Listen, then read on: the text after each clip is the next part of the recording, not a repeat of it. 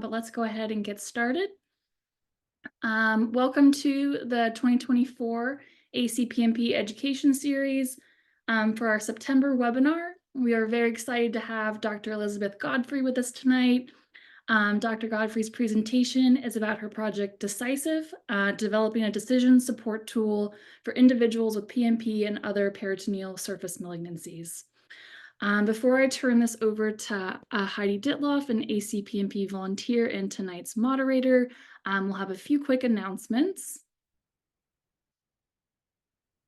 As a reminder, ACPMP's core mission is to fund and support research to discover new treatments for appendix cancer with the hope of one day finding a cure for all, and to fund and support educational programs like this one here tonight for healthcare professionals and patients, caregivers, and families to keep current with the evolving science and to increase awareness about this rare cancer.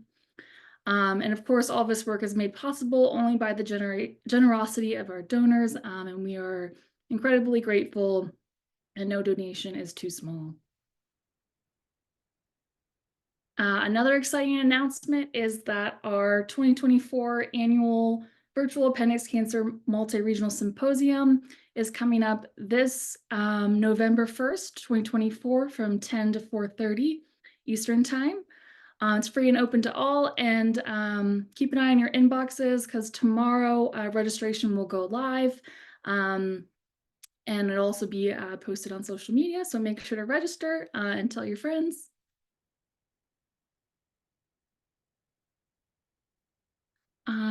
All right, so if you would like to submit a question live during Dr. Godfrey's presentation, please use the Q&A button at the bottom of your Zoom screen. We will not be using the chat feature for this webinar. Dr. Godfrey has built some of the pre-submitted questions from registration into her presentation, and she'll try to address as many questions as time permits. But likely not be able to get to every single question. She'll do her best. Lines are muted, so all participants are muted to reduce any background noise. This will be recorded, so anyone who registered will have immediate access afterwards via the Zoom event lobby, and you'll also get the link sent via email in a couple of hours. It will also be made available on our website, acpmp.org, as well as on our YouTube channel early next week. And then if you have any questions or topic ideas for future webinars, please reach out to our Executive Director, Deborah Shelton, at deborahs@acpmp.org. All right. And with that, I am going to introduce Heidi Ditloff, tonight's moderator. One second. All right. Heidi has over 20 plus years of sales and marketing experience in the industries of direct-to-consumer wine, real estate, banking, and publishing.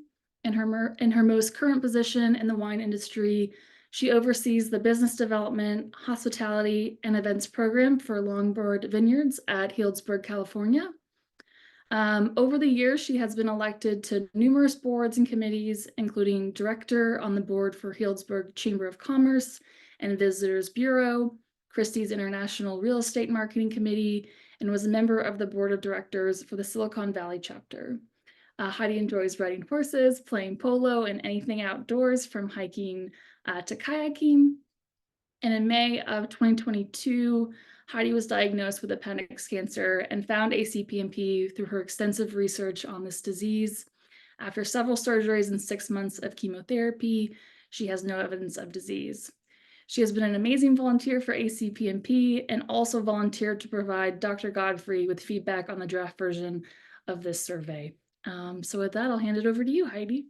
Thank you so much, and welcome everyone this evening. I'd like to introduce Dr. Godfrey to you.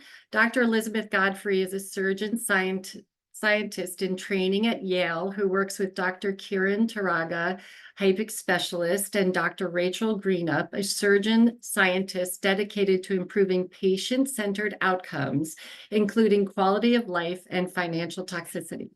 She studied bioengineering and global health technologies at Rice University, where she also studied working with health services researchers in the abdominal transplantation group at Baylor College of Medicine, where she later obtained her MD. She is passionate about better centering patient experiences and values by revolutionizing provider and system level care practices, such as discussion guides and aids, treatment, algorithms, prehabilitation, and regionalization of care. So welcome, Dr. Godfrey. Thank you so much for that introduction, Heidi. It's great to see you on a Zoom and see your face. I know we've spoken via email before. I also want to thank everyone else who's here for your time today. As Alyssa and Heidi said, I'm a surgical resident and research fellow in training at Yale, and my current initiative is creating a tool to improve the decision-making experience for patients and their loved ones who are being evaluated for or making decisions about cytoreductive surgery.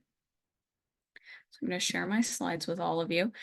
So Decisive stands for Decisions and Experiences in Cytoreduction, Informed Surgery Incorporating Value Exploration.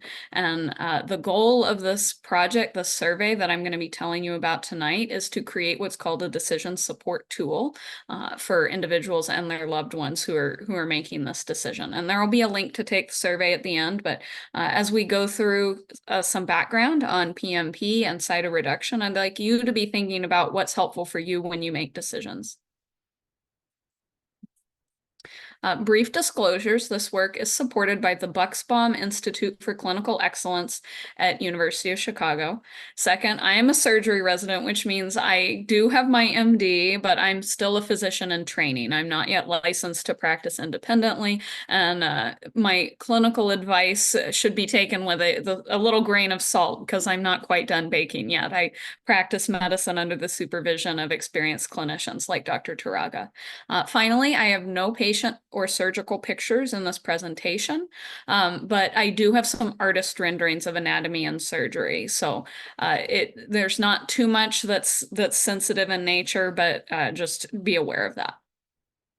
I want to acknowledge first and foremost all the people who helped me be here today to spend time with you and who helped get Decisive here, including Heidi.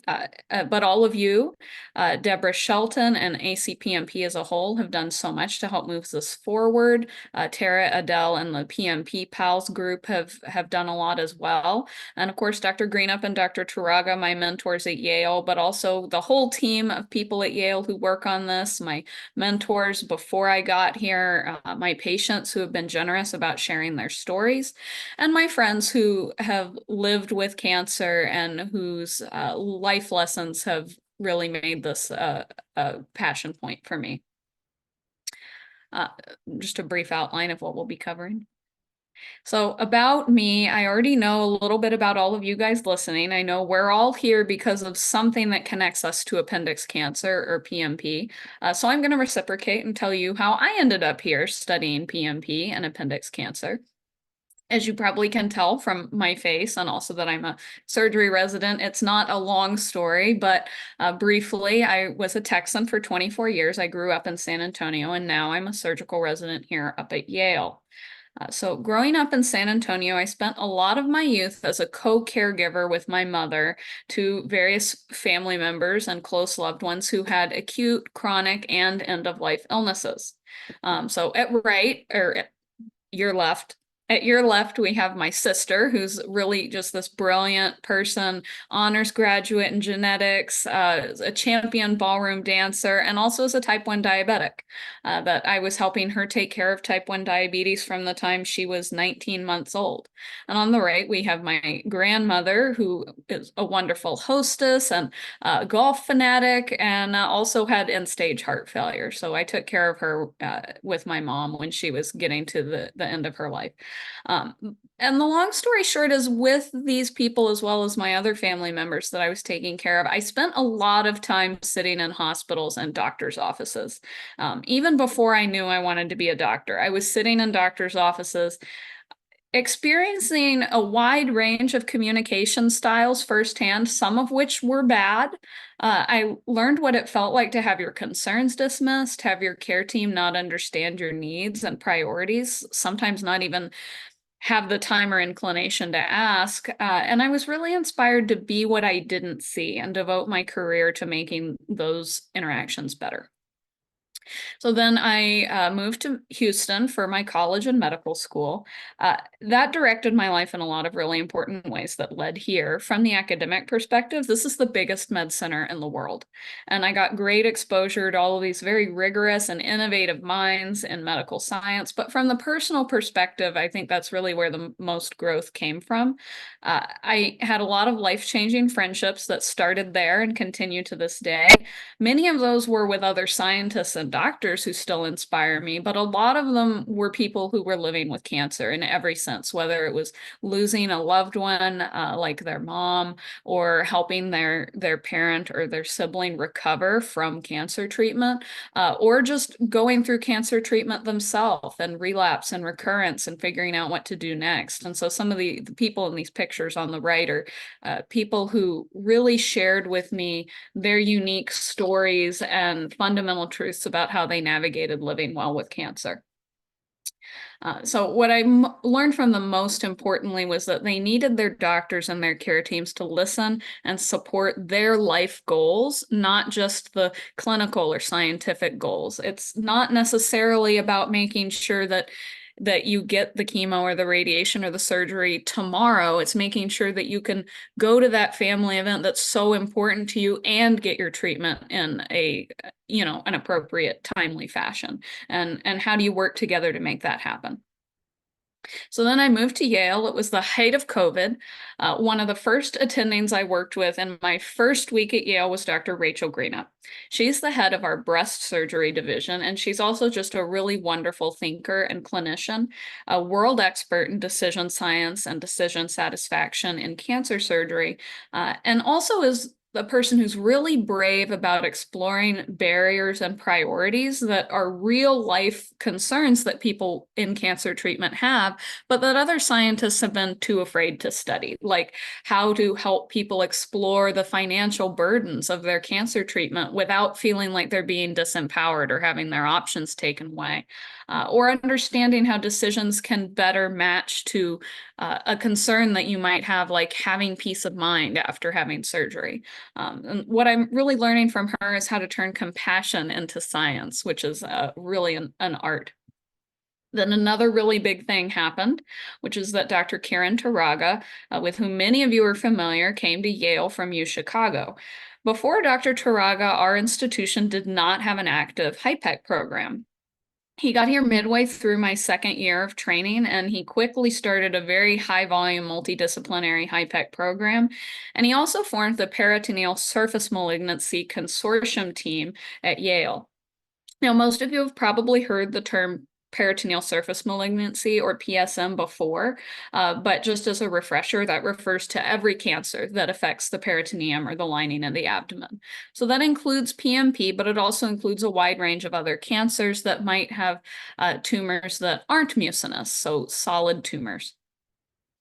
The long and the short of it is that he really quickly assembled this group of residents and students from Yale and U Chicago to move forward the state of care in PSM, which is something that he had already been doing before COVID hit, but had kind of taken a little bit of a hit in all of the adjustments that we were having to make. So we definitely had to make up for some lost time, and we really did that.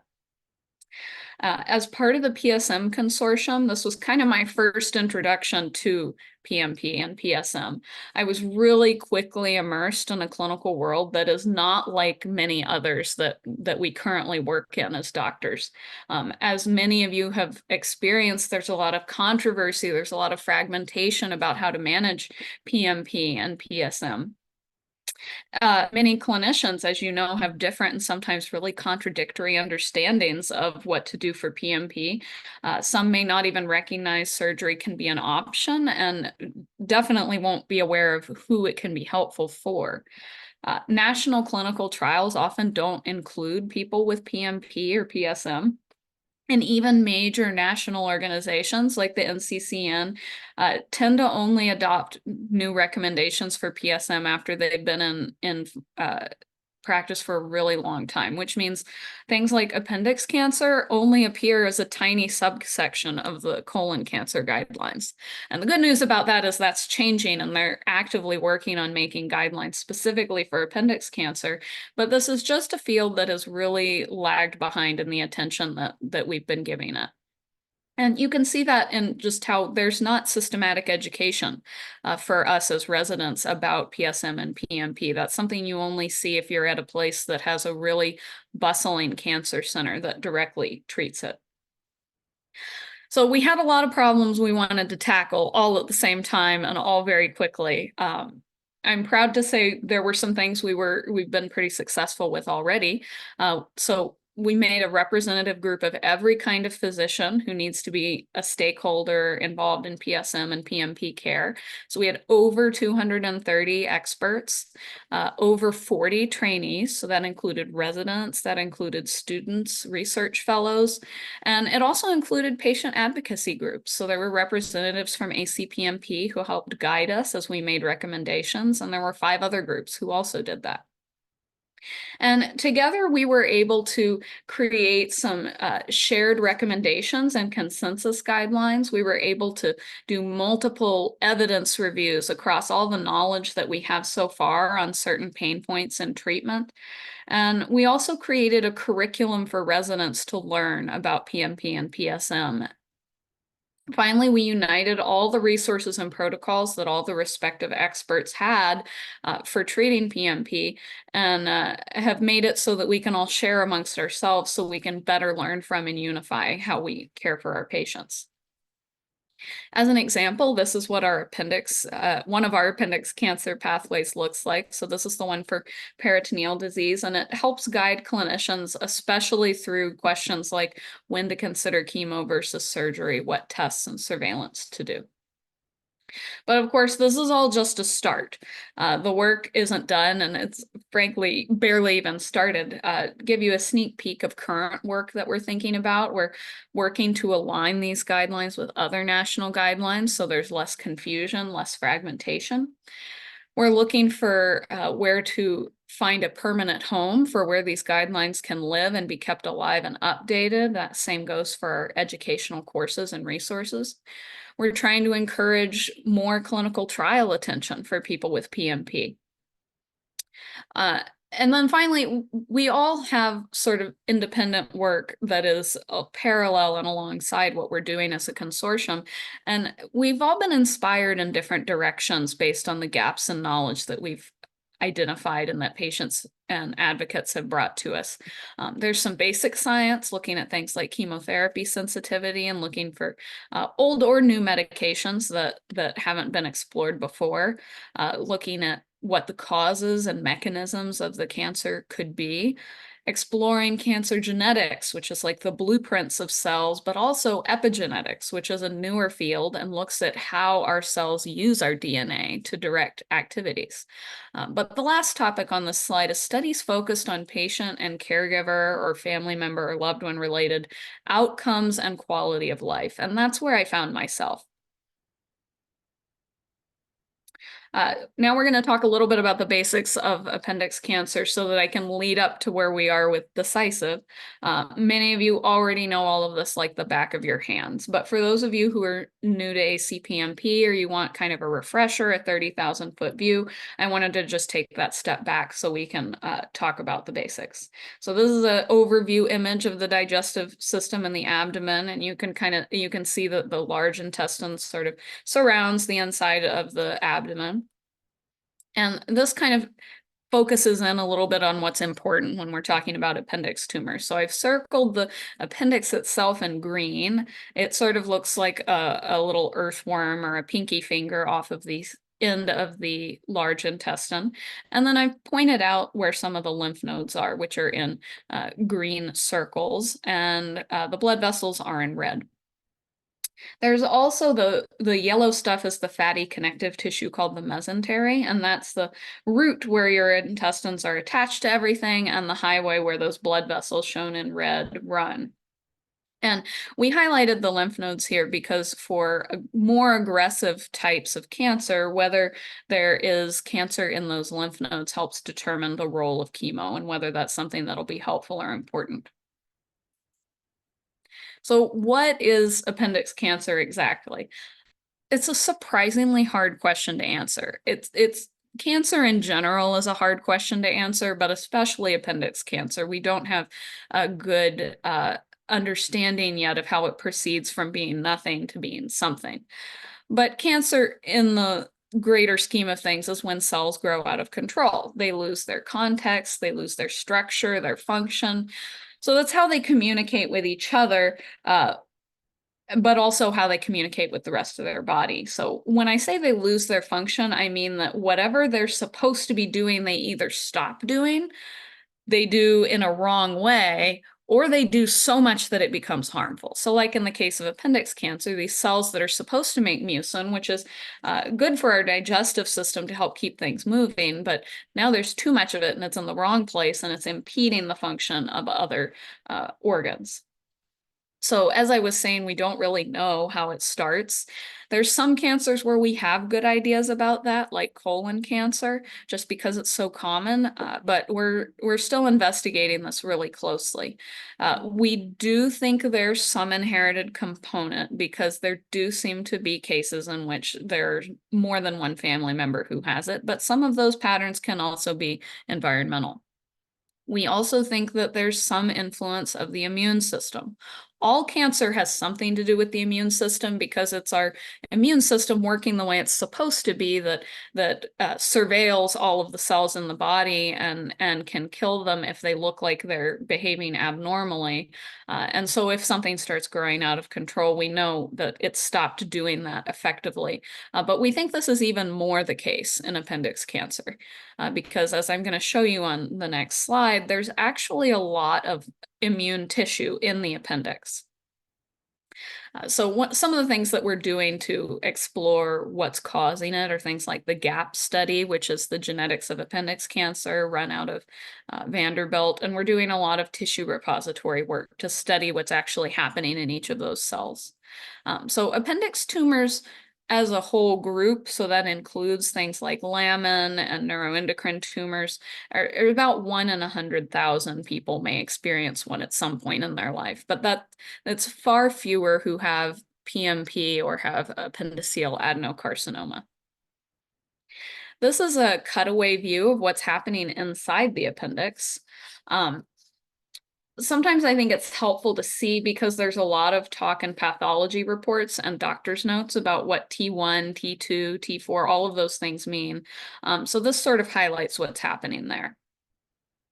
The dark circle is basically the muscular walls of the tube. The white is the inside space of the appendix because it's a hollow organ. And the mucosa is the inner thin layer. And those are specialized skin type cells that line our whole gut, including the appendix. And those are what we call functional cells. They make products like they make the mucin. And they also, if they were in the rest of the GI tract, like the colon or the small intestine, they would be absorbing nutrients, but not a lot of food lives in the appendix, so it doesn't really spend a lot of time on that. When dysplasia, which is the disordered growth that's the starting point for malignancy or cancer, we think it usually starts in the mucosa. If it stays there, it's not a widespread cancer. We call that TIS, or in situ disease. If it starts to spread and expand, that's when we start adding those T numbers. So if it's in the submucosa, which I've highlighted here in orange, that's the tissue that is the layer outside the mucosa, that's called T1. And then if it ends up in the muscle, the muscularis propria, that's T2. The serosa is the outer layer of any part of the intestine, including the appendix. And so if a tumor starts to grow into that layer, it's called a T3. But if it comes out of that layer, then that means it's touching the peritoneum, which is the lining of the abdomen. And that makes it T4, or if it's living somewhere else on that lining other than where it just grew through, that would make it M1 or metastatic, which is what most PMP is classified as. So once we get PMP, that accounts for most of the way that appendix tumors spread, especially when it's what's called mucinous appendix tumors. If it's not mucinous, we would call it carcinomatosis, and that fits more in the PSM bucket than the PMP bucket, but it's all related. So this diagram shows where that lining of the abdomen is, and I thought it was a nice way to see how much of the abdomen has peritoneum on it. So you can see why it requires a whole different kind of attention to think about how to treat it when it's lining all of that blue teal area than if it's just in one organ. So that's what it would look like, say, on a CAT scan or something like that. Some people also have some spread to the liver, the lungs, or the lymph nodes, but this is less common. The peritoneum is so much so the more common place for it to have spread that about 40 or 50% of tumors have at least some component that's on the peritoneum when somebody's diagnosed with PMP or appendix cancer, which is probably aligns with the experience of many people who are listening tonight. But there's a spectrum of grades, which refers to the speed at which they grow, the tumor cells, but also what their behavior is like once they've started growing, which can include how much they're invading into an area or another organ. Most of you who have had surgery or had a loved one go through surgery know the whole process really well. Again, this is just for a refresher for those of you that already know about it. But cytoreduction just means removal of cells. Where it gets complicated is that at the right, you can see all of those little yellow nodes. That represents places where there are cells that we're needing to remove, where there are cancer cells or globs of mucin. So it spreads really everywhere, and removing all of those cells, even though each one is small, requires a really big concerted effort. So it involves peritonectomy, which is removing the lining of the abdomen. And it also requires removing the affected organs, or at least the part of them that's touching cancer cells. That could be anything in the abdomen. It can be usually most often the colon and the rectum, some parts of the small bowel, also this sort of yellow curtain structure that you can see in the diagram, which is the omentum. It's a fatty protective layer that has to go when doing a cytoreduction.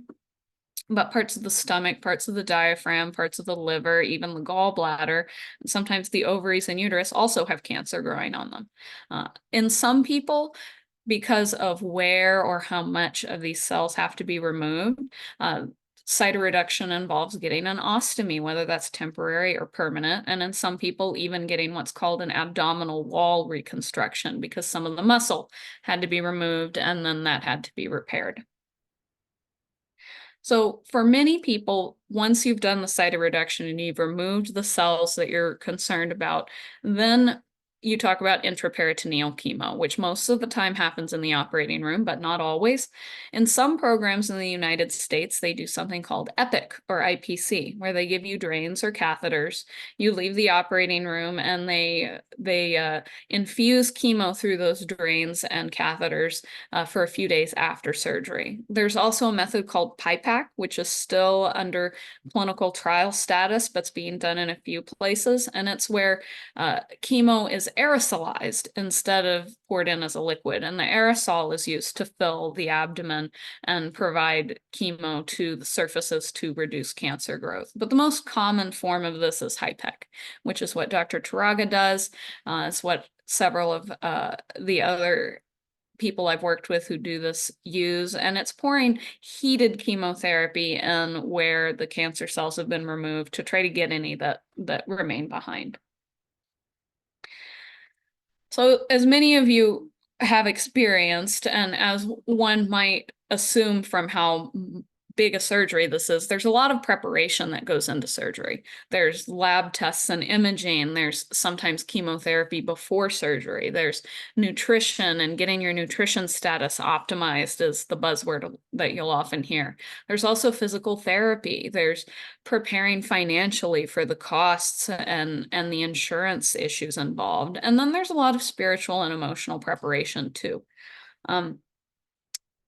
Cancer teams who are really expert at talking about cytoreduction should be accustomed to helping people be prepared for all of these things.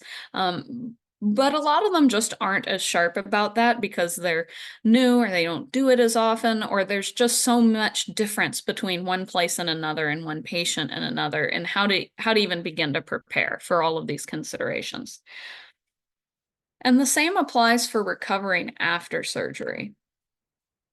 So the same things are happening, plus there's these barriers of having all of the follow-up and surveillance appointments. Even if everything goes smoothly, you have to see doctors a lot as you're getting back on your feet. If you did have complications and things didn't go as smoothly, then that takes a lot of time and effort and other medical treatments too. And once you're back on your feet, you have to do the physical therapy and the nutrition and the chemo all over again in some cases. And you also have to figure out how to get back to your life. So in the short term, cytoreduction and HIPEC is a big deal. It's a lot to consider and think about, but the outcomes are better than we thought they were and are pretty good compared to how other cancer surgeries go, even though many of those cancer surgeries are shorter or only involve one organ. So the risk of death we usually quote and the studies suggest is about 2%. Risk of what we call serious morbidity or a major complication happening, and the list is there, I won't read it out, but it's about 13%. Most of these are things that we can treat or provide remedies to, but it's something that it can be challenging to be prepared for. In the long term, most people feel worse than they did before surgery for about 3 to 6 months. And the ways that they tell us they're feeling this way usually relate to GI dysregulation. So bowel habits, appetite, eating just isn't right yet.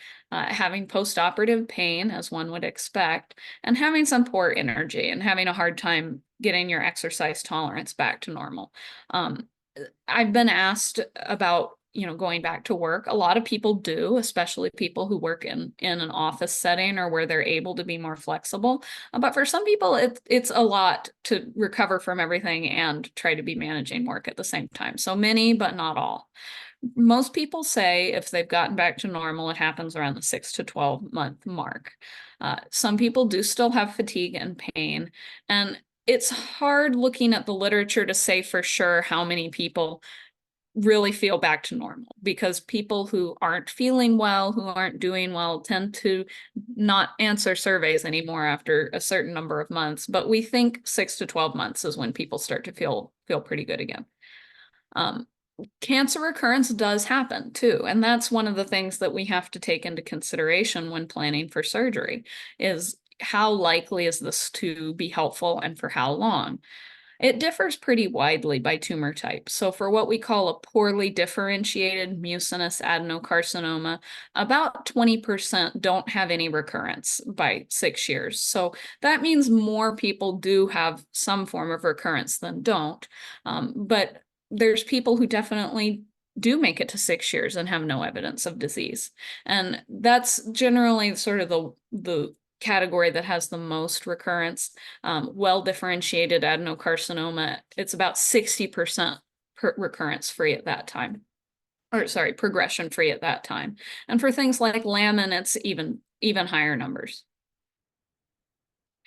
So all of this is to say, from the perspective of thinking about should we do this surgery, it's possible to do CRS when we think it will be helpful in the sense that it can remove most or all of the cancer, if it can improve quality of life, and if it's safe for the person with PMP to have a surgery. And then we think about whether it's beneficial in terms of, well, how fast is the cancer growing? Is the cancer growing really fast and surgery isn't going to slow it down?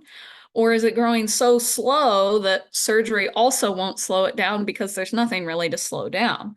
So those are the two extremes of the equation, and we want to look at the people in the middle that we can be helpful for by recommending surgery. But there's also the question of whether surgery fits with somebody's life goals, especially when they're closer to either of those extremes. Sometimes it's hard for us as doctors to answer whether a surgery is actually going to make someone's life better. That's something we can only navigate together. And historically, as surgeons, we're not always good at even asking that question. So at some point, with cytoreduction, we have to decide whether it's the right choice to offer or recommend, and the person facing that decision has to say whether or not they're ready to progress and say yes. And the stress of navigating that choice is something that people talk to me about all the time, and that's something that I want to improve. You can have that stress regardless of how straightforward your options feel. For some people, surgery may be really strongly recommended, and your doctor or somebody else may say, well, it's a clear choice because all of these factors say yes, we should have cytoreduction, and only one of them says no, maybe we should hold off. But for others, it may be more of an even sort of balance between their options.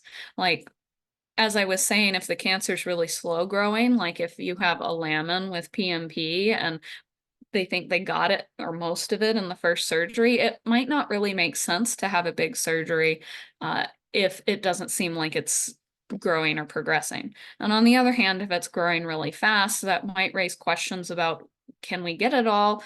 Will it slow it down? Seems like a big surgery and has some risks. So it can be difficult to decide how exactly surgery fits with your goals. So not only is the decision that you might be facing be one that requires a lot of thought and weighing those options and measuring which things weigh more than the others, but there's a lot of features of cancer generally and PMP specifically that many of you guys have shared with me that make it even more difficult than the decision would be, all other things equal.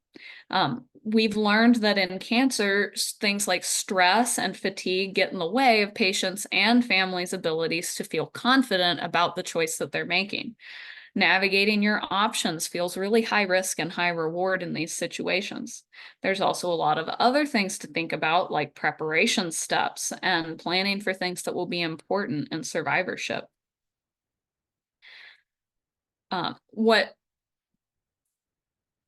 What a lot of people have shared with me about making that initial decision is first that they were never told there were options or given the sense that there weren't any options, whether on the yes side or the no side. They felt really pressured to decide right away, which of course is intuitive. You want to have a solution and make a plan and move forward, but sometimes we don't do a good job of giving you that space to make the decision and think about it and really weigh it. I've often heard the words, I had no idea this is what, whatever phase of treatment we're talking about would be like. Even for people who say, I'm glad that I did this, it's still sometimes hard to anticipate what it's going to be like on the, looking forward instead of looking backward. Many people have mentioned wishing they had talked about fertility concerns, especially our younger folks.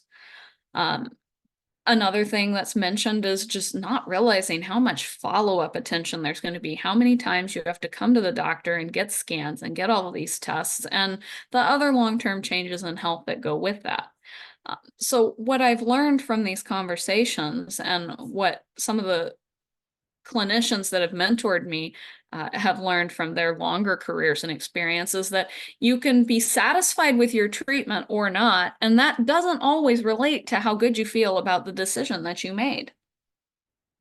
So clearly, we as surgical oncologists and more broadly, cancer teams nationwide are not always giving our patients and their loved ones the right kinds of support for making decisions about cytoreduction.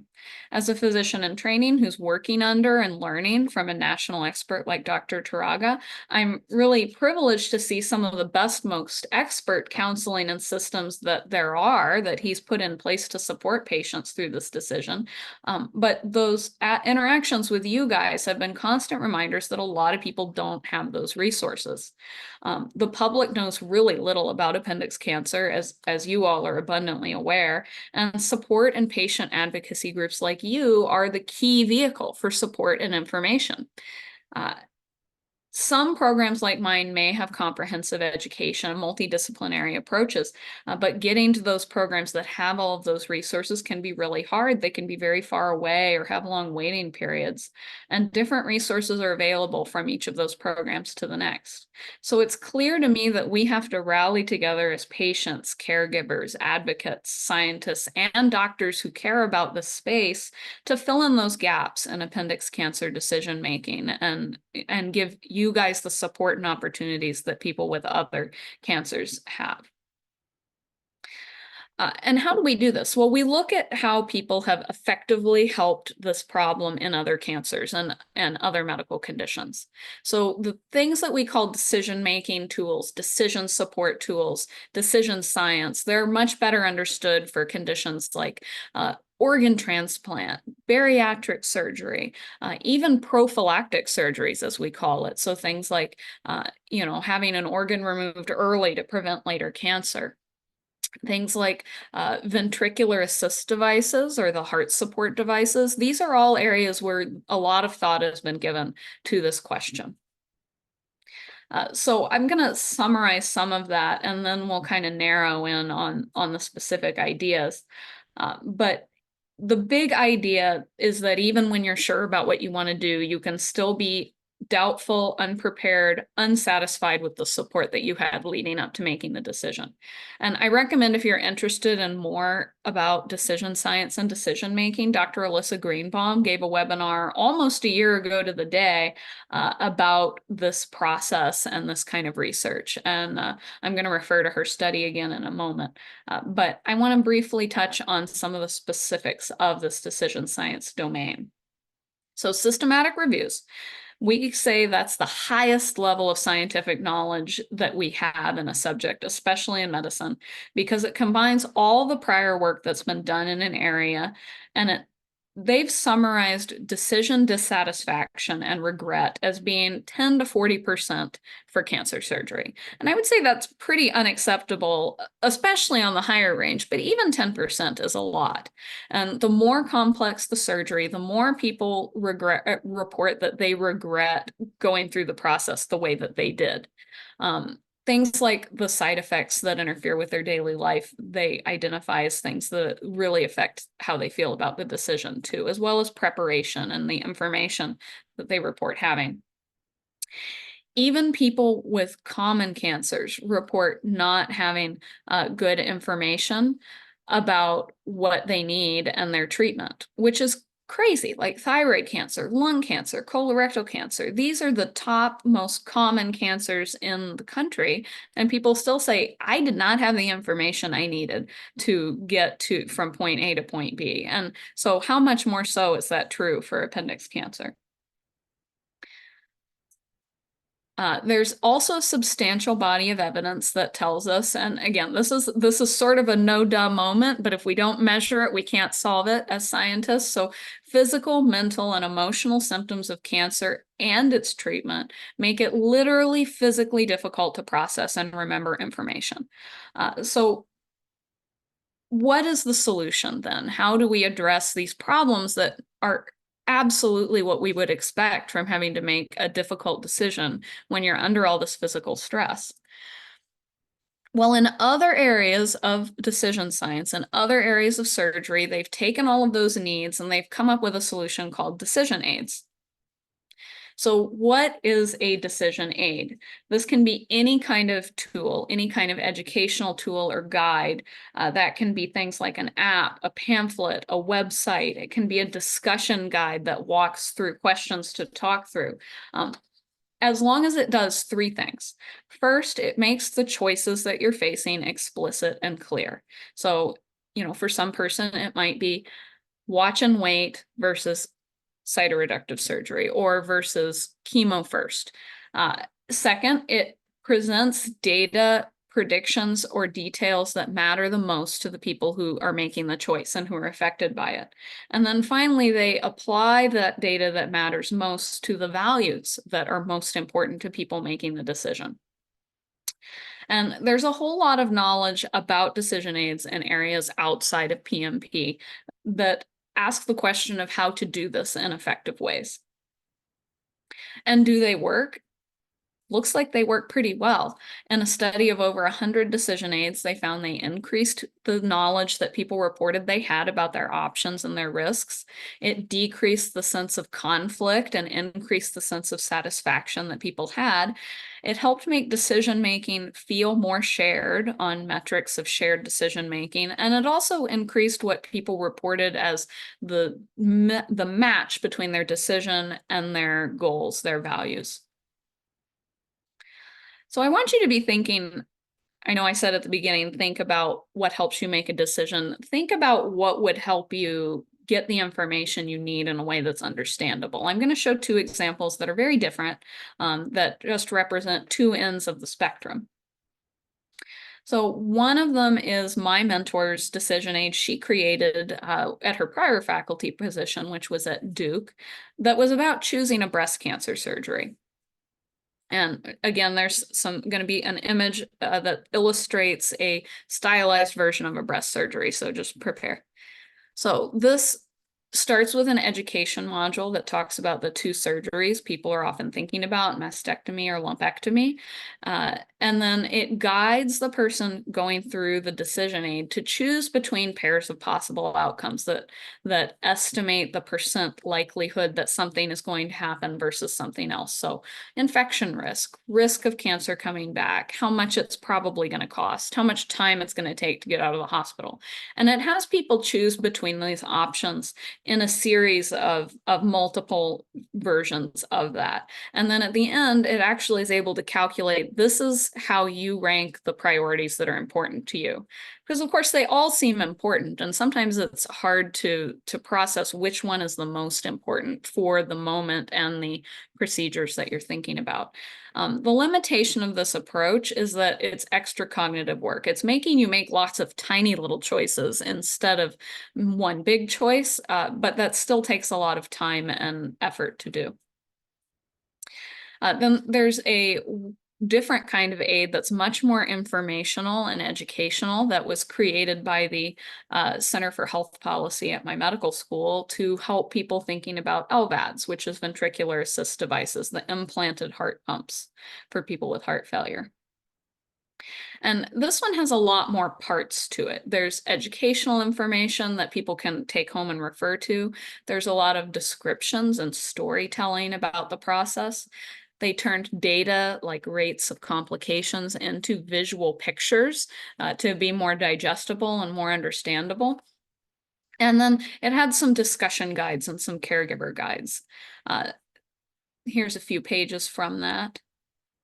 So the problem with this approach, of course, is that it's not personalized. It's also still a lot of information to read through, and it's not tailored to what you care about most for your personal decision.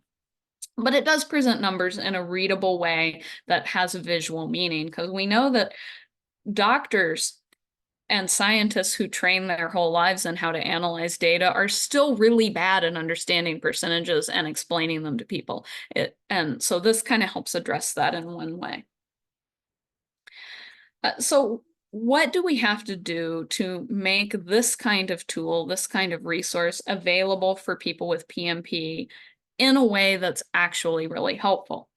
So compared to all of these facts and strategies, appendix cancer, other cancers with peritoneal involvement just don't have the kind of information out there backing the creation of a tool like this.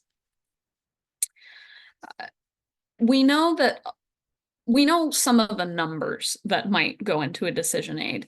A lot of studies tell us, what's the rate of this happening or this happening. A small number of studies ask patients to tell their stories. Only 2 studies ask if patients were happy with the decision they made, which is very key. And then none really look at what those needs are. But I do want to highlight that one of the studies that does answer the question of how you feel about your decision was the one done by Dr. Alyssa Greenbaum, which she's just starting to publish. The first part was published August 2024. And that was thanks to the contributions of ACPMP members like you.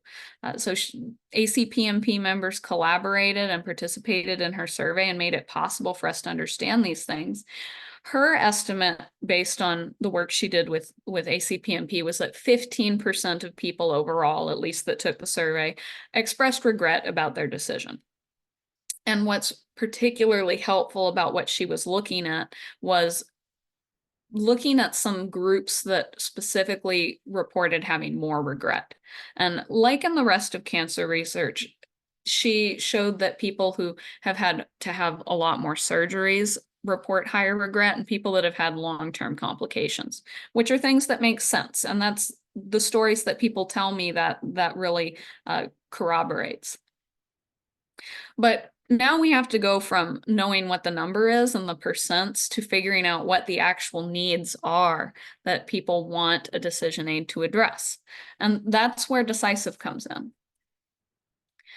So Decisive is an anonymous survey that I've developed with the help of people from ACPMP, people from Yale, people from PMP pals, my colleagues and other experts to ask questions about the experience of decision making.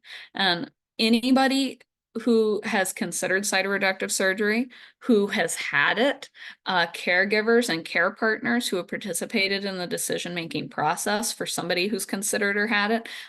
I'm looking to hear about the experiences from any of those people, and all of them. The plan is to start with surveying patients and caregivers, which is you, which is through the survey that I'm talking about, to understand your specific experiences, your personal stories, and your needs that you wish had been met when you made your decision. We're also going to use that information to collect what we call key outcomes, patient-reported outcomes, and values from the responses. A lot of PMP research right now leans on colorectal cancer research to identify what is important to patients and caregivers and people involved in care. And even though there's some overlap, obviously it's a whole different world out there. So we're hoping to provide some comparison on that front as well. The survey has 10 parts. It's 9 if somebody's taking it who's not a caregiver or isn't taking it with a caregiver. It starts with some of the basic questions, demographic information, using the type of information that the census collects, like, education and income, insurance, stuff like that, which just helps us figure out where you are in terms of your treatment accessibility. Then there's cancer information, like which type of tumor did you have, when was it diagnosed, and how much time did you have in between being diagnosed and having PMP, questions like that. And then we have a section about accessing evaluation. And this explores how challenging it was for you to find a surgery team to talk to about cytoreductive surgery, because that's an experience that those of us who see patients in clinic or talk to advocates like you hear a lot of people say is a huge challenge and difficulty, and affects your ability to make a decision because it takes so much time and self-efficacy and advocacy to get there. Then we get into the meat and potatoes of the decision needs question, which is asking you about how you made that initial decision and asking you what you prioritized, what was most important to you, and also what was a barrier to making those decisions. And we have some multiple choice, some slide bars, some of those typical survey type questions, but we also have some free response questions that if you have the time and desire to do so, I really would love to hear your in-depth stories and opinions and perspectives. Then we asked some questions about what the treatment experience was like to get a picture of how much that matches what you had expected and what those outcomes were and what the follow-up care was like. And then we have a short questionnaire on where your quality of life is lately for both patients and for their caregivers or care partners. And then we end with just the simple questions of were you satisfied with your decision? But there's also space for more detailed personal stories. And, anything that comes to mind for you that you think, I wish I had known this before, or I wish my loved one had known this before, that's especially helpful for us to hear about.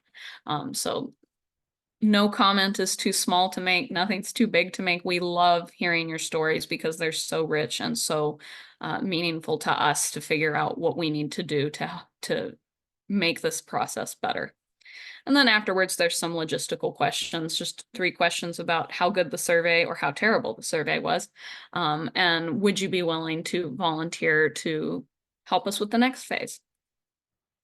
So what do we hope to learn? Just summing up sort of all the things we've hit on. We want to know how you felt about the process. We want to know how much and how good was the information that you were given when you were making this decision. We want to know more about how experiences with your care team and the treatment, both leading up to treatment, like that prehab and pre-evaluation part, and the after treatment, the complications, the follow-up, the surveillance. How does that affect what you wish you had known before and how you feel about your decision? And that'll lead us to steps 3 and 4, which will be after the survey closes. And that'll be using all of the stories you've shared, the opinions that you've been generous with to develop a tool, and will involve anybody who wants to be involved with that process as well to help pilot test it and offer insight as we move, but to help the person facing the decision elicit what's important to them, give them the information that relates to that, and then have better conversations about it. So long story short, we need you. We need you to take the survey. We need you to share it with anybody who you think might have opinions or things they want to tell us. It's okay if a person who had CRS and a person who was their care partner or caregiver both want to contribute. That's totally fine. We love that. And then we'll offer you an opportunity to tell us if you would be interested in the next phases too.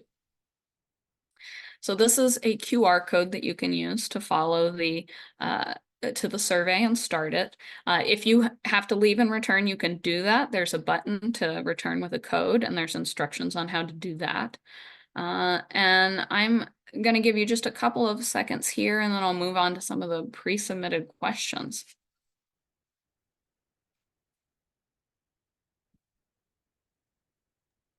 And then also, Dr. Godfrey, we have a couple of new questions that have been added in, and we'll get to those.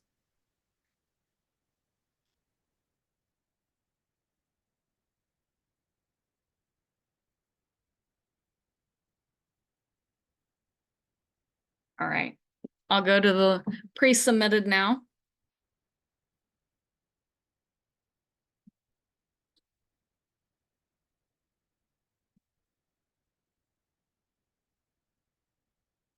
If my mouse chooses to cooperate, I just use this as a little extra time. There we go. All right. So I was asked some questions about what options there are other than surgery. As many of you know, because you've been through that discussion, there's many options, but many of them don't work depending on who you are and what your specific disease is. So there may be only 1 or 2 options for each individual person. For some pathologies, yes, chemotherapy may help slow progression. That's typically true of things that are more like colorectal and other cancers and less like the Lammin type tumors. Some medical oncologists who don't know much about PMP or appendix cancer sometimes recommend it even for people who are less likely to benefit, which is one of the reasons why unified guidelines are really important. So that's a conversation that the PSM Consortium team has been having with a lot of experts about how to help shape who gets offered chemo when, so that we can kind of reduce that number of people who are getting offered it when it's maybe not helpful and just making people feel unwell. There's a lot of clinical trials on immunotherapy and other targeted agents. One of the questions was about if you aren't eligible for trials of PO medications. That is a hard question. And some of our consortiums work on GI obstructions, which we had a separate consortium team and guidelines for. I was also on that team. We talked a lot about encouraging clinical trials to address that question, not just closing to anybody who's had this clinical problem, because it's so important to find a solution when people can't take medicines by mouth. I also got some specific questions about Bromac, which is bromelain and acetylcysteine together. And bromelain is a protein that comes from pineapples. Some of you may be familiar with like that burning sensation from eating pineapple, or it's related to one, I think, in papaya as well. And they've been testing bromelain as something that could be used for something medical for a long time. It's in very early stage trials right now. They've tested it a couple times, done a couple of case reports, especially in Europe, where they said, well, it worked really well on this one person. Worked really well on this person over here, that person over here, but they've had some difficulty getting it up and running with more than just a few people here and there. The risks of adverse events have been moderate. One study of 20 people, about 17 had some side effects that were pretty significant.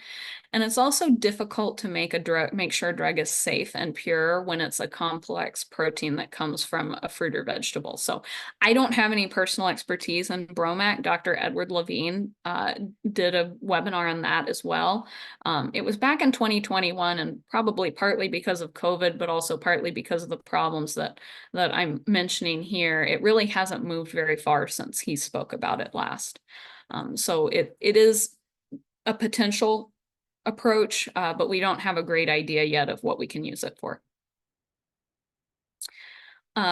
Also some questions on genetics. Another great ACPMP video by Dr. Holowattage addressed genetics too.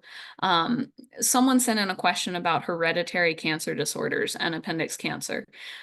In her study, they looked at the most common genes associated with hereditary cancer syndromes, and they found that these 5 genes did appear as mutations: APC, MUTH, SMAD4, TP53, and MLH4. Those all relate to cancer, colon cancer syndromes, but they all were in a really small percentage of patients. So it didn't really get us much closer to having a definitive answer.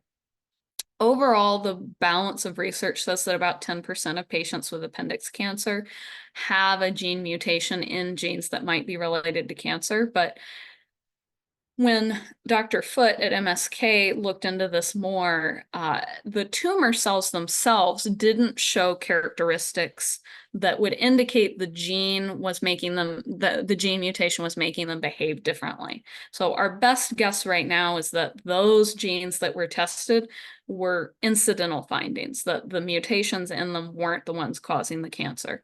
So the GAP study at Vanderbilt is making a strong effort to answer this question, because obviously it's a huge mystery that once solved will move us forward. Although one thing that we've discovered as cancer research moves in every area of cancer is that most cancers are a combination of a lot of different underlying predispositions and genetics and environmental factors. So there may be no silver bullet, but we're certainly hoping to find one. Just as some general background on genetics, because I think it can be interesting and you might see it show up in the literature and in papers. We know that genes change from when a tumor sort of starts growing to when it becomes really aggressive or spreads. And most of the time, since we have 2 genes for everything, both of them have to have something going on with them for them to contribute to this process. Genes that appear related in appendix cancer include 3 of those genes that Dr. Holowattage noted in her study, which is APC, which is a polyp-creating gene, TP53, which is a cancer surveillance gene, and SMAD4.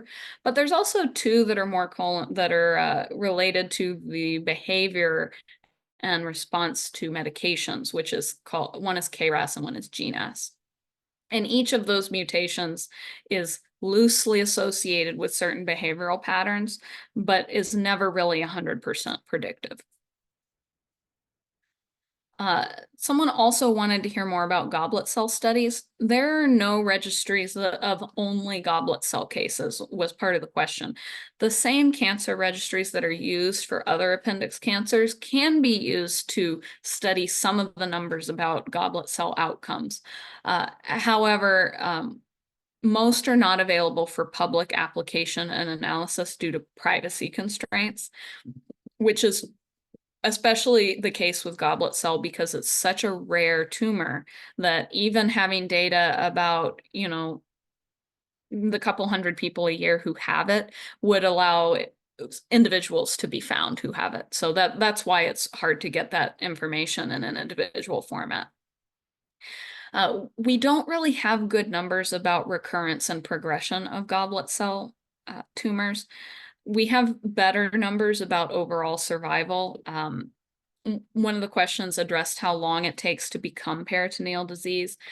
Oh, that's a really hard question to answer because we can't see peritoneal disease when it's on the surface until it becomes bigger or until we do a surgery where we can actually see it with our eyes. So we often don't know what time a tumor actually spread. And because GCA is so rare, all the numbers that we have about this come from pretty small studies. I was asked about progression and disease-free survival. The best number that I had for progression-free survival, which means not spreading anywhere else, was a study in the UK, but it only looked at 15 patients. And that reported it as 29 months, but that's such a small group over such a long period of time that in response to the question being asked, we have a lot of work to do with goblet cell cancers and appendix cancer as a whole.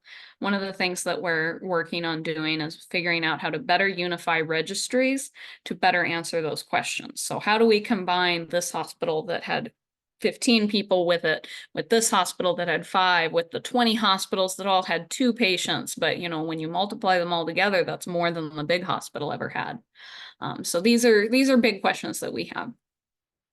I'm gonna go back to the QR code and just hover over that while I look at the live questions.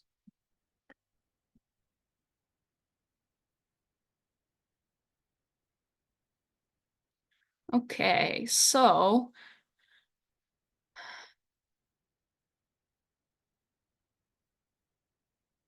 can a caregiver of someone who is deceased, whose cytoreductive surgery was aborted, participate in Decisive? Yes, you absolutely can.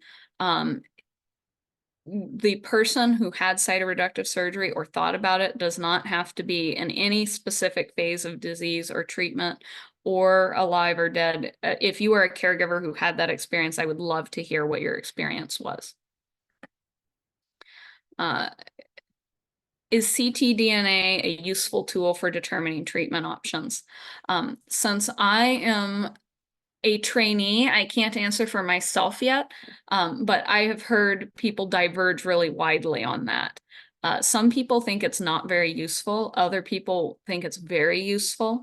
And there's ongoing work to measure how often we're using it to make decisions and if it looks like that's making a positive or negative impact. So we're still answering that question. The arguments I hear on the pro side are that it helps determine if there's cancer cells growing somewhere that we can't see that are shedding their DNA into the blood. So people on that side of the debate would say, yes, it's helpful because it tells us whether cancer's coming back somewhere. But it isn't always clear, and there are sometimes false positives and false negatives.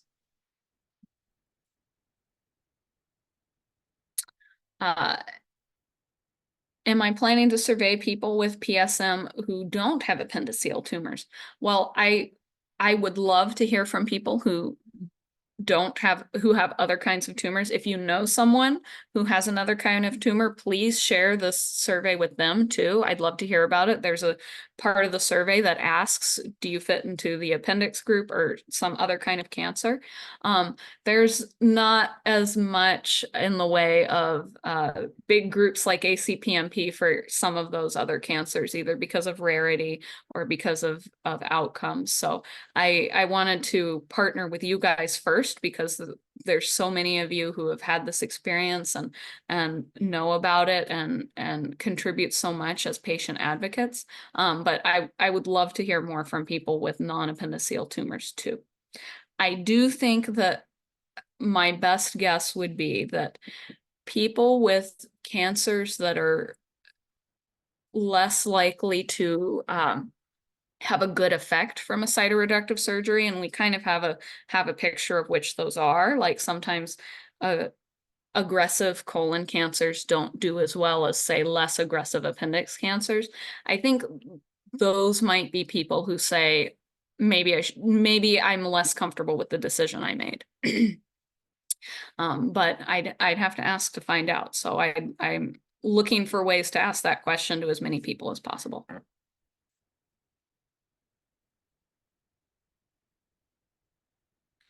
What percent of removal is needed by debulking to do HIPEC? That is very surgeon dependent. There's some people that say for it to be worth doing, you have to get most of the cancer removed. They call it, they have different thresholds. Sometimes they call it CC1 or CC2, which just refers to how big the nodules are. But some people actually do what's called iterative HIPEC, where they give the chemo in the abdomen, even when they can't get all the cancer cells out, to see if it will help reduce the disease burden. So that's very dependent on whether somebody's willing to have tons of surgeries to have that done, and whether the surgeon, in their experience, thinks it will be helpful for the person involved.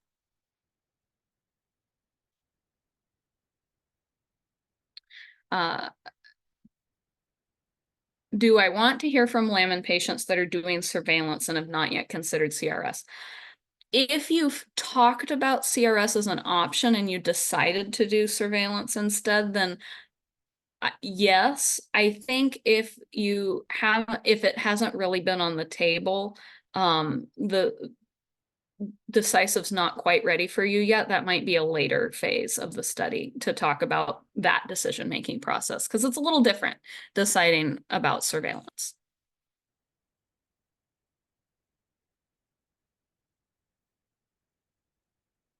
Okay. Fenbendazole and ivermectin. I have not heard of that as a treatment. I haven't been involved in any studies or any clinical work where that's been used, so I can't speak to that. Mutation question. This is a good question. If KRAS and TP53 mutations show outcome associations that are going in different directions, because usually TP53 is worse and KRAS is better, then what if you have both? I don't know the answer to that question. That's a good question. It certainly can happen that somebody has both. And I think as we get more data from more people with appendix cancer, we'll have better answers as to which one matters more and in what sense.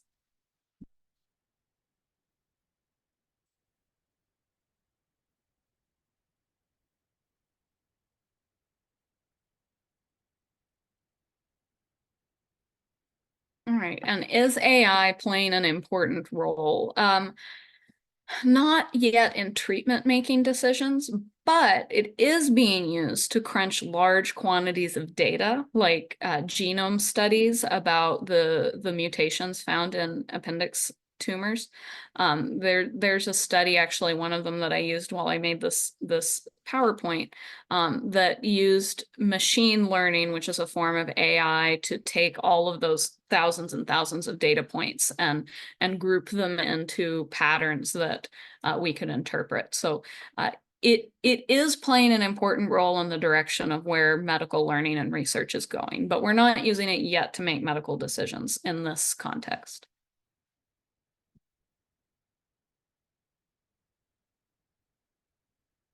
Okay, and question about how many patients qualify for CRS HIPEC. I don't have a good impression of that, because we do a better job in terms of medical research of tracking people that have certain events happen to them.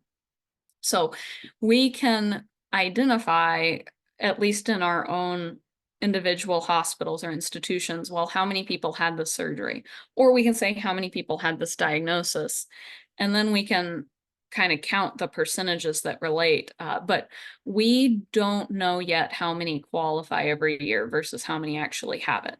That's another specific sort of thing that we've been trying to resolve as a consortium by changing the way that we measure getting CRS HIPEC, because right now the way the national databases work is they use a combination of numeric codes to identify every surgery that happens.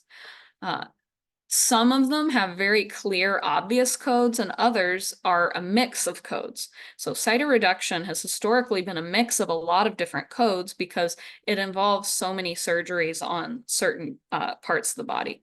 So we're working on, as a field, not just the PSM Consortium, but talking about how to measure that better. And it sounds like such a silly problem to have, but it really is one that gets in the way of knowledge. So that's something we're actively working on. And as far as survival from those who do or don't qualify for surgery, that really depends on all of the factors that go into the clinical picture. How fast the cells are growing, what kind of tumor it was, why they can't have surgery. And then we think even some of the certain genetic factors matter, but we don't have a good answer for that yet. Okay. And then somebody is asking about scar tissue. Every surgery results in scar tissue, and it seems like the amount of scar tissue that you get inside varies depending not just on the surgery you had, but a lot of factors that relate to you and your unique biology. And so there are people that have a lot of scar tissue and they may be prone to having more abdominal pain or discomfort, more indigestion, even more likely to have bowel obstructions. And then there's people that never have that problem, no matter how many surgeries they have. In fact, I have a colleague who's specifically studying the question of scar tissue too. So every question that you guys have, you guys are all scientists about appendix cancer and about cytoreduction, and you're thinking of all of the same things that, the smartest people I know have taken years to think to ask. So we're trying to answer that question as to how to stop it from happening. But it is something that happens and that can cause usually some bowel blockages.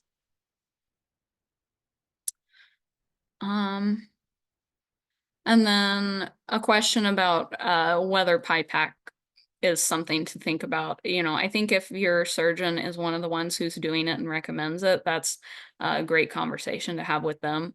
I don't do PIPAC, neither does Dr. Taraga, so I don't have much insight on a one-to-one level. So I defer to your doctor.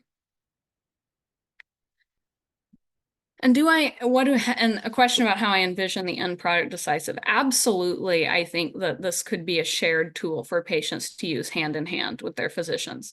It depends what the tool actually ends up being. One of the possible ways, and you guys, I'd love for you to offer your thoughts, but one option could be, well, maybe this will help you pick what's most important to your treatment plan, and then you can bring it in and it comes as a discussion guide that you can go through the elements, piece by piece or something like that. So I see a lot of ways this could pan out, and I'm gonna run with whatever you guys say is the best one to try. But absolutely, I hope it to be something that helps patients use with their physicians hand in hand. All right. All right. Well, I believe we're coming close, but We are. yeah, coming close to the end. Median amount of time between surgeries for Lammin patients. I would have to look that up. And there are a few papers out there that talk about doing more than one surgery. But I don't have a timeline for you. Very individual to you and your surgeon for sure.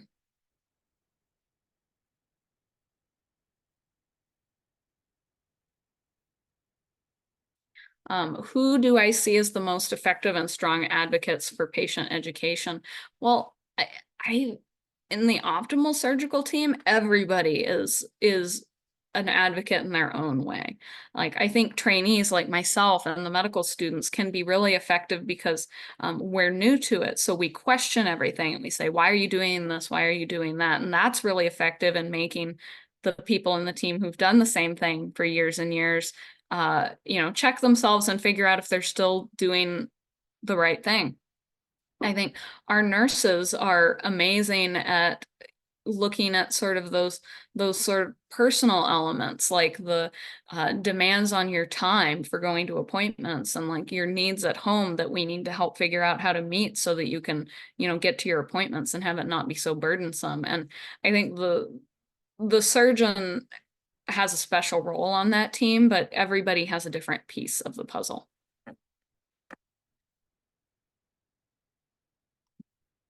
Any tests to determine a patient's propensity to scarring?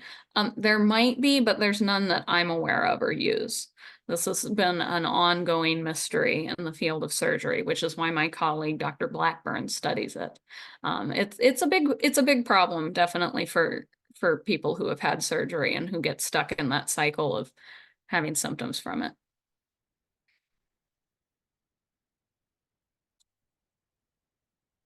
All right. Lots of great questions. And I don't see any other questions on there. If anybody has any other questions, please submit them.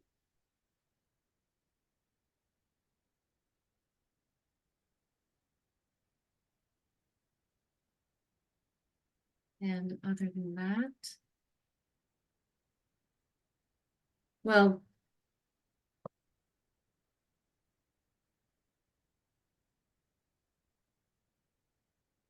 Contact info. Yeah, if you have questions about Decisive or want to reach me now, again, I can't answer the nitty-gritty clinical questions, but you can definitely reach out to any of the ACPMP folks, and then they can share my email if it's a question that I'd be able to answer for you. We also have a number for our study coordinator in the survey if anything comes up during the survey that you need help with. I don't want to say my email on the webinar because then it'll be all over the internet. So just reach out to the team and they will give it to you. Do colon cancer patients get mucin tumors? Yes, they can. Not all do though. Colon cancer tumors are less likely to have mucin than appendix cancer, but they do exist.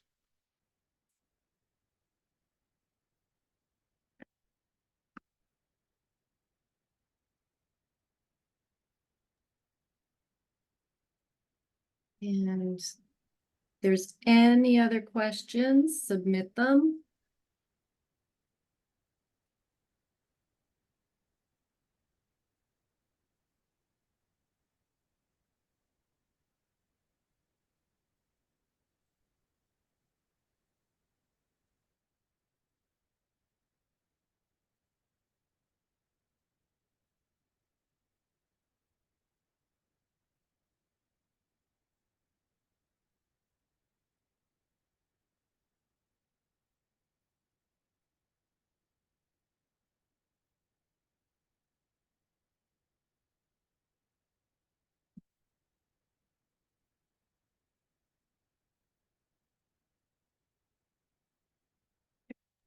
Couple of questions that one is a little specific and clinical, so I'm going to defer that. Is there evidence that Folfox or Folfiri reduces mucin? Rare, it seems to have an effect in some people, but it's only sort of a subset of the whole, and it seems to be in what we call higher grade tumors. So it can, if the biology of the tumor matches the effectiveness of the drug. And we're working on new tests to rapidly check whether somebody's cancer cells might be susceptible to chemo. But right now it's mostly based on pathologic type.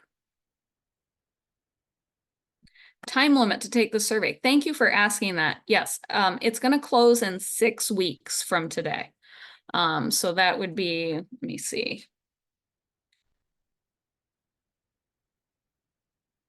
I used to be better at doing fast math, but 6 weeks from today, so the last week of October.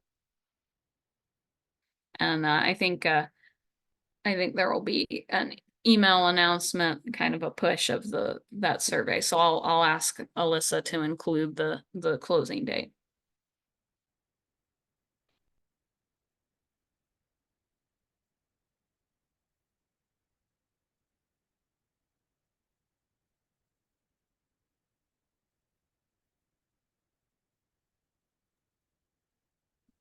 Whether the survey will be advertised to Facebook groups. I'm going to defer to the ACPMP folks as to which pages it turns up on, but I know it's on the PMP Pals Facebook.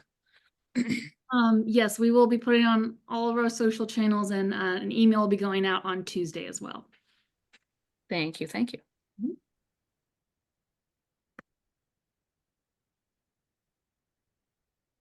Okay. I just want to thank all of you so much. I know Heidi's about to talk, but just thank you all so much. No, I just wanted to thank you so much, Dr. Godfrey. And as you know, I've taken the survey, and it's really a good survey, and it's really good to kind of add more detail into the answers too, because the more information they get, I think the better. And it really helps you out, Dr. Godfrey, and your team. So definitely thank you so much. This was really informative, and I truly enjoyed it. So thank you. Well, thank you for the kind words, and thank you to everybody who's listening tonight. All right, thank you, Heidi, and thank you so much, Dr. Godfrey. We'll close that out for tonight. Don't forget to register for our November 1st multi-regional symposium opening tomorrow, and we'll be sending out that survey, like I said, next Tuesday, so keep an eye out for that as well. Thank you, everyone, and have a great night. Thank you.